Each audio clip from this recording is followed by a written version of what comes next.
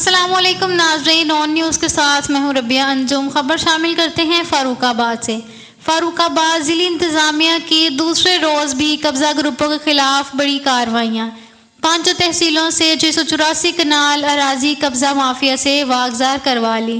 وزیر اعلیٰ پنجاب سردار عثمان بزدار کے حکم پر ڈپٹی کمشنر شیخوپورہ محمد اصغر جوئیہ اور ڈی پی او شیخوپورہ غلام مبشر میکن نے محکمہ مال اور پولیس کے ہمراہ قبضہ گروپوں کے خلاف کارروائی کرتے ہوئے 27 کروڑ 73 لاکھ مالیت کی 684 کنال سرکاری اراضی واگزار کروا لی ہے۔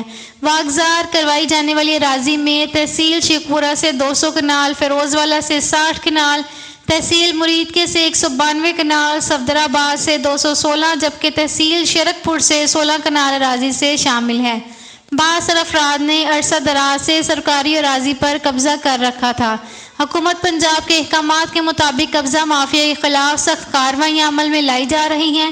ضلع بھر کی 5 تحصیلوں کے اسسٹنٹ کمشنرز کو سرکاری اراضی پر قبضہ کرنے والوں کے خلاف بلا تفریق کارروائیاں کرنے کی ہدایات کی گئی ہیں۔ رپورٹ کرتے ہیں رپورٹر رانا محمد ادریس، آن نیوز فاروق آباد۔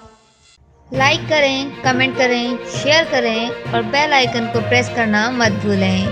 دیکھتے رہیے آن نیوز۔